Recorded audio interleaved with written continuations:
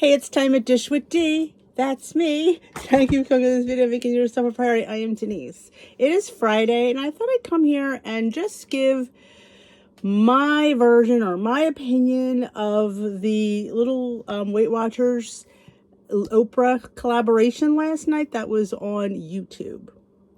And what I thought, and again, this is my perspective. You don't have to agree with me. I don't need any nasty comments saying, D, you're absolutely wrong, you're an idiot. Because you can feel the way you want. I'm just giving you what I perceive. And let's put that out there. Okay. Number one, making this shift was the theme. And they had workbooks. And it was all about mindset and about the way others perceive people who have weight to lose. And the stigma that goes with it. And the bullying that goes with it, and the making people feel like, and we've all been through, if you've had a weight issue, you know that. I've had a weight issue since I turned 11 when I hit puberty. So I know that. I've had the kids say nasty things to me. I've had the whispers behind my back. I've had people say not so kind things. And it is hurtful. So it's basically, we're trying to say, hey, we're not taking it anymore. And, there's conversations that need to be had. And the way that society perceives people that have weight to lose. I mean, society always looks at you if you're above a size 6 that you're a chubbo. And, are we going to change the way society sees people?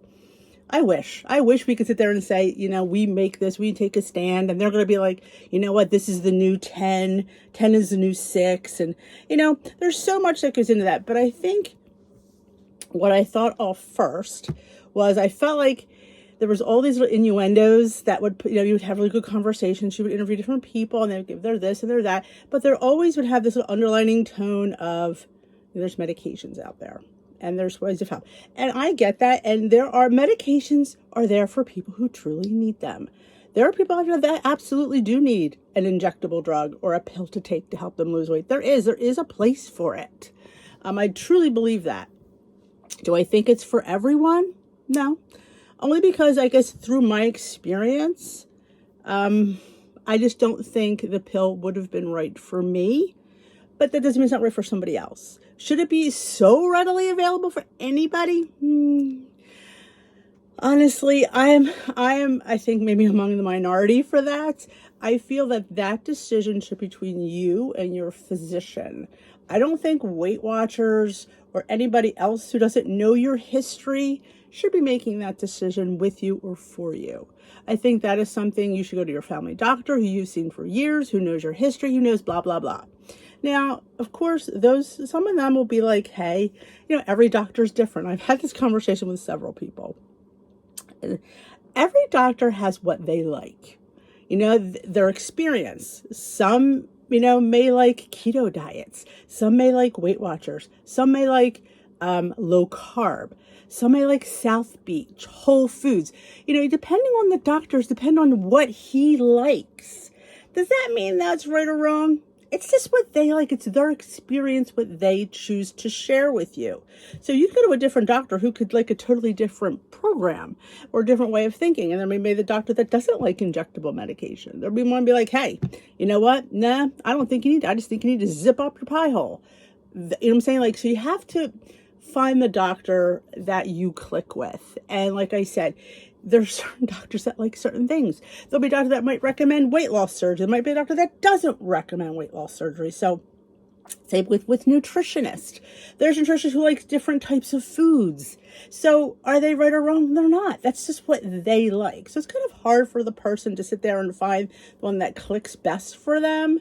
So I know that's a struggle. But I feel like at least with those people, they know your history. And I feel like they can monitor you better in person. Like, I'm all about the in-person. If you can get in person, you should. I mean, I know there was a time a couple of years ago where we couldn't, and that's totally understandable. But we're not there now. We're here. So I'm all about the in-person visits, the in-person checkups. I worked for a doctor for 12 years. I was his medical assistant. I did a lot of that. So I know how important checking vital signs are. Something simple as a pulse rate could mean something. Something simple as a blood pressure that only they should be able to check is something that is really important. But that's just me. Like, again, my perspective. But I thought the show was a bit long. I didn't think it needed to be that long. I thought we were beating a dead horse, repeating the same stories. And I thought that's a great conversation to have maybe on a regular basis. Maybe we should have these things once a month, or every so much. But to me, that was just way too long for me to sit and focus on that. I thought that was just a little bit too long.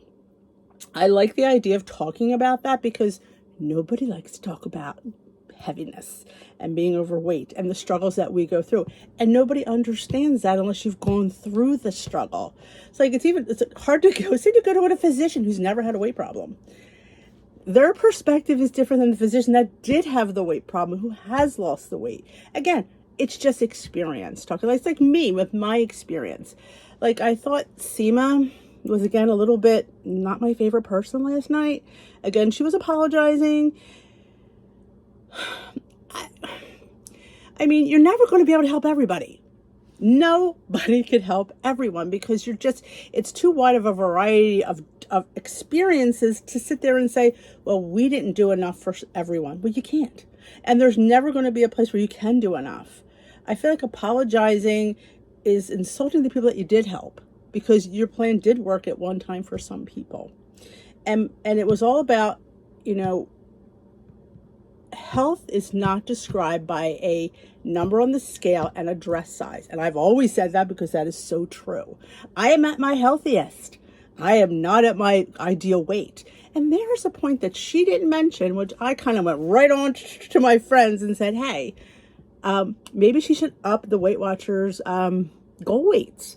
If she really truly believes that, then the BMI is so outdated. That needs to go. So if she truly believes that, then goal weight should change. Maybe goal weight should be determined by your physician. Or at least, my goal weight is totally obviously I couldn't keep it. And I had a 10-pound doctor's mate over the ideal weight that they wanted me. And I couldn't even sustain that. So again, my experience is different. So yeah, being heavy since I was 11, and there I was 51. No, well, when I met goal, it was 50. I was 54, I believe. So there you go. 40 years of being overweight, and I hit an unattainable goal that I could not hold on to. And I feel like I eat pretty good. I'm sitting here, I'm really doing what I'm supposed to be doing, and I couldn't achieve it. I could achieve it, I couldn't maintain it. And that's the thing you want for your company, your people, is to them to stay successful. I've said this a million times. We all can get there. It's maintenance. That is where the real fight is. And I know it's hard to hear when you haven't hit that yet. It's like, you got to be kidding me. I'm having enough trouble getting there. I hate to be the one to give you the bad news, but that's one of the things I've said. When I made goal and the leader made me get up and talk, she says, what advice can you give? I'm like, the struggle never ends. Just because you get to the place, the golden grail, the Oz, as I call it, I was Dorothy on the yellow brick road. Just because I got there, I have to stay there. And that's just as hard, if not harder, than getting there. And I know that it is. It's like, oh my God, are you kidding me? Because it's all the bells and whistles are going, all the pomp and circumstances going, because all the pats on the back, all the little cheers when when you lose weight, your app gives you like balloons. You don't get balloons anymore because you're at maintenance. And you don't get the satisfaction of seeing that scale go down because you just basically want to stay there. You don't really want it to go down. So it's kind of like you're in with that. Like I like to we call it the window. Weight Watchers gives you a 2-point window, which, oh my goodness, 2 points is not enough because you can fluctuate between 4 and 5 pounds if you eat out a lot, if you're not exercising like you used to, if you're sitting a lot. Say you're on a trip and you're in the car, that affects your weight loss as well. It affects your weight, I should say. So yeah, so that, all those things, I think you need at least a minimum 5 pound window. WW need a 5 pound window. I think just to keep your mind, and I feel like we get weighed too often because we're so looking at that scale. So yeah, making the shift in thinking and shift the way society sees us. Like Twiggy, that was what we all looked at. You know what? She was before my time, but yeah, Twiggy. And I remember hearing the name and I didn't realize how tweaky she was. But that's what we look like. And as people on a weight loss journey, you're like, when you look at like the weight you're supposed to be, and you're going, oh my God, I'm 315 pounds. How am I going to get to 130? Because that's what Weight Watchers wants me to be. Or, okay, get the 10-pound note. 140. And you're 310. How daunting does that mountain need to be? Because let me tell you, if that 310-pound girl was 210, my God, she's healthy. She's so much healthier than she was. You know, it's progress, not perfection. Like if I could be 100 pounds lighter, that's a win. That's a huge win. I feel like that needs to change. So if you want perception to change, it has to start with goal weights. Honestly, we have to feel good about that. We have to believe we could achieve that goal. We have to believe that. And I think that's huge. I feel like also, I don't know for everyone, and I hate to say it like negatively, but I wish we could change society. We can't change what they think of us. We have to change of how we think of ourselves. And I think having meetings like that helps. That's why the in-person meeting at Weight Watchers is so important, because you're there with positive people like yourself, because they all know the struggle. They all know what we go through, and to connect with those people once a week is so important. And I feel like we don't have those meetings. And Zoom, you know, it's better than nothing, but I feel like if you could do in person, that would be so much better. But I do feel like if you can't get to in person, you definitely should get on a Zoom and check in, and just not even about checking in your weight, just checking in with people and listening to their stories and listen to their successes, like what went right for them. And then people that said, well, I had this struggle this week, you'd be like, oh my gosh, I had that same struggle. And people get it. Or you can express your struggle and people will be like, oh my gosh, you got this. And all the little people message you on the chat and they give you the thumbs up on their photo. That's empowering. And that's somebody's there for you and somebody gets you. So definitely, if you can't get to in person, go to a Zoom. I know it's not the same. I do. Believe me, I do. But it's something. And I think the more you do it and the more involved you get with it, the better you will feel about it. I feel like it's like anything else. We don't give it a chance. I don't like this. I'm not going back. Get involved. Voice yourself. Be a voice on that Zoom and then see if it's different. Show yourself. I've been to many a Zoom and so many people have their camera off. Turn your camera on. Don't be embarrassed. You know, okay, comb your hair a little bit. Maybe put a bra on. But be proud of yourself and get on that Zoom and show yourself and be involved. By sitting back and listening, you're not a participant. You're just listening. Be involved. Get involved in the chat. Put something in there. Give a tip. Put in there what's going wrong. And I promise you somebody will say something positive. I have a Facebook group that I do the same thing for. I think that group is such your lifeline. If you're having a bad day, if something is going wrong, put it in the group. Somebody will give you an encouraging message. Sometimes you need that. You need to throw that. Like, we need support. Losing weight is hard. Losing weight is not easy. It's not. It's a struggle. And I think even when you get to goal, it is still a struggle. I meant like, I've said that earlier. It is a struggle because, at least I can speak for me, I still have the desire to eat. I still have the desire to go back for that second helping. Even though I know I've had enough. I know by the servings, I know by my calories and macros and points that I've had enough. But that still doesn't mean I don't want more. So that's the shift that I want to make. Like, how do I feel positive about that? And because sometimes I leave the kitchen. That's the first thing. Get off the table, put my plate in the sink. Got to get rid of the plate. I got to get rid of the plate. And then I do something else and just get my mind occupied. I can't sit there and hope it goes away, because it's not.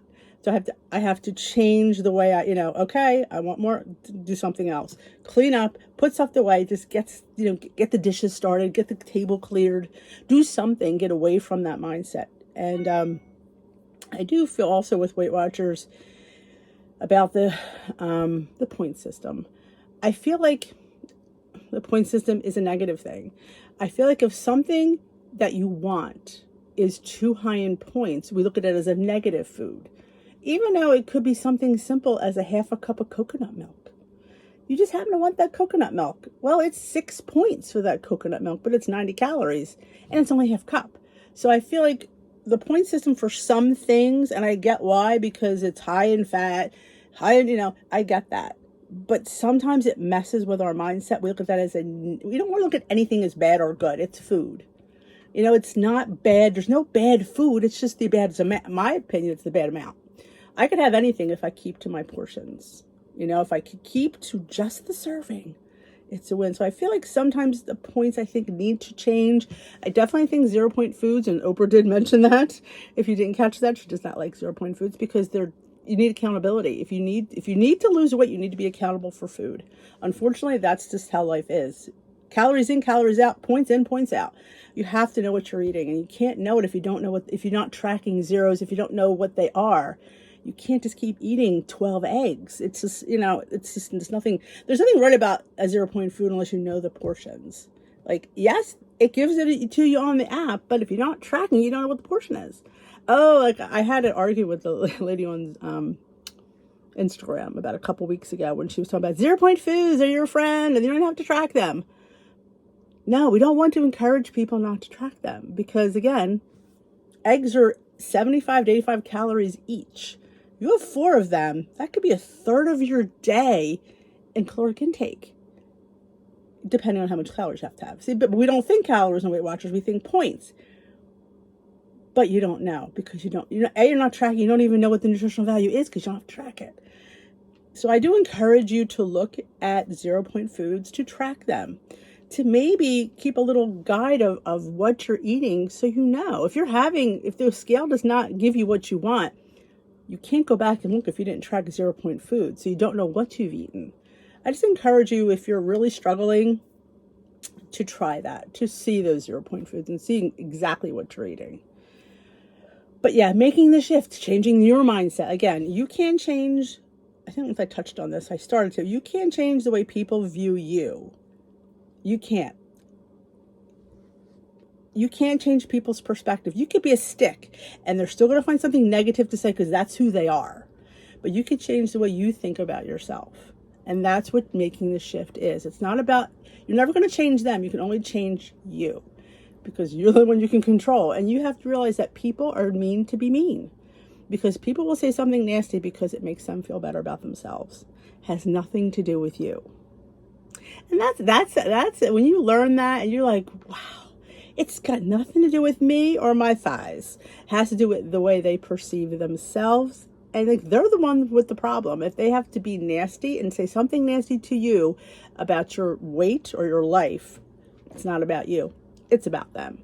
And I think that's what I want to empower you to take back, to tune out the negativity and bring in the positivity. If they give you negative, throw back positivity at them. Because they're lacking that. And it's their issue, not yours. Food is not bad. Food should never be considered negative. Even cake. You could fit in a slice of cake. Now, some people have a hard time with just sticking to one slice. But if you allow yourself to have that cake, that portion of cake, not that portion of cake. Again, we're used to eating what we want when we wanted. But we can't. You can't. It doesn't work. Obviously, we have to be in control of some things. And what you can be in control of portions. I'm not saying don't have that cake. I'm saying to have a small piece of cake. And, people are like, oh, she's on Weight Watchers eating cake. There'll be somebody saying that. You'll be like, yeah, I could have cake on Weight Watchers. I could have cake on any plan that I choose. It's my plan. I choose what I eat. So, we can't control what they're going to say. We can control how we react. We can control how we think of ourselves. And I know words hurt because they do. And I've heard them my whole life. I had one person say to me, I was in high school. Or was I a year out? I was in high school. I was working at McDonald's. And the manager, a guy I had a crush on nonetheless, when you worked a full shift, you got a dessert and a break. If you worked half a shift, you got food, but you got a 10-minute break. You had to keep it on the clock, and you weren't allowed to get a dessert. So if I got a dessert, I didn't always eat it because I didn't really need it at the time. So sometimes I'd bring it home. Well, I decided today, since my dad was picking me up, I was going to have my dessert there. So I got an ice cream cone. And I got one of the girls to give me a cone, and I heard him say, and I was not that far away, gosh, he's as big as a Thanksgiving Day turkey. Yeah. And I thought to myself, yeah, yep, 17 years old. From some guy who, let me tell you something, I don't think he ever got married. He drove a Dodge Dart. And I'm not even sure why I had a crush on him. After that, I don't think I did. I'm like, oh, you're a dork. And I thought to myself, how do you say that about somebody? But yeah, and I still remember the story. I remember the shirt I had on. I had on the gray shirt with the black striped sleeves. I remember where I was sitting. I was sitting at the corner booth having my ice cream. And I think, if I'm not mistaken, I don't think I finished it. I think I threw it in the trash. Because I thought that was like, here is some guy who I put all my, and thought that of me. But yeah, where is he now? I've checked him on Facebook. Yeah, he's still single. So, my parents were very good. They never said, Denise, you're heavy, you're fat, you need to lose weight. Mm-mm. And that could go, honestly, I'll be honest with you about that. I think that goes that didn't help me either. I mean, I think we need a balance of you're beautiful, but maybe, for health reasons, you should try to lose a little weight. I mean, I think we need to have that talk with our kids. I mean, no child should have to go into a Weight Watchers meeting. Somebody brought that up. I would never bring a 9 or 10 or 12-year-old into a Weight Watchers meeting. Can we cook better for that child? Yes, we can. Can we offer that child better snacks? Yes, we can. Do we have to put them in a Weight Watchers meeting? No. Give them different activities to do. Kids need to be active, and they have to be offered good snacks. And I think, you can just do better for them. I don't like the idea of having to bring a child into a Weight Watchers meeting. That's not the place for a child, They need to feel positive about themselves, not, oh my God, I have to lose weight. You do it in a way that they don't even realize, You stop bringing the crap in, and you bring like baked chips instead of fried chips. Give the kid a chip. He's a kid. But yeah, we could definitely lessen what they eat and give them better choices. But yeah, I think when your parents think you're fantastic, that doesn't always help either. But, I have the positivity, and I think I get that from them. And they always said I was beautiful. My husband never complained I was heavy ever. But when I lost the weight, he said, I'm so happy you're getting healthy. And I think there has to be a conversation too where we can say it in a positive way. Honey, I love you. You're beautiful, but I just want, to get healthy. I want you to be able to walk better. I want you to be able to do things. I want to be able to travel. Let's do this. Let's do that. Or maybe let's do it together. We could always eat great as a couple, because like I always say, just because you're on a weight loss journey doesn't mean you're eating bad food. You see the food I show on this channel. It doesn't have to be bad just because it's light, Yeah, we're not deep frying things. We're air frying things. And, we're having reduced fat cheese instead of full fat cheese. We're having lighter bread versus no bread. So yeah, it's just little tweaks you can make that will make a difference in your diet. And keep it positive. Make the shift. Like I said, we can't change the way people think of us or our lifestyle. We can change how we think of ourselves. And surround yourselves with a community. Find yourself a group. If you're just watching this video for the first time, join my Facebook group, Dish with D's Crew. They're fantastic. I don't take any crap in there. I don't. And there's things that are saying that I don't like, it gets removed because it's not a place for you to sit there and be mean to anybody. People have a right to their opinion, yes, but you have to say it in a nice way because you can't hurt people's feelings. You can't. It's just not allowed in life. You have to be kind. It can be nothing. You can be kind to somebody. And sometimes a kind word goes a long way. So, yeah, I think Weight Watchers has come a long way. They need to come further. We need to work on those goals. We need to work on the way those point system is because it's not helping the situation. Having an unrealistic weight loss goal isn't very positive for somebody. Losing 150 pounds when you don't really have to. I mean, when you go in there, am I at the ideal weight? Is my blood work great? It is.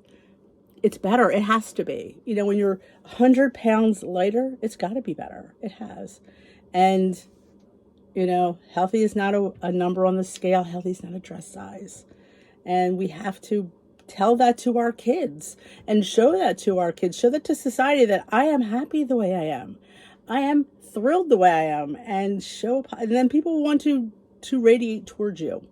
So be that light that other people need. Hard, yes. Find a community that understands you and gives you that mindset to go. We go live here on the channel, usually Sunday nights. I'm not sure it'll be this Sunday because of Mother's Day, but we have weight loss discussions. It's called, you can check out old weight loss podcasts, I call them, where we talk frank here.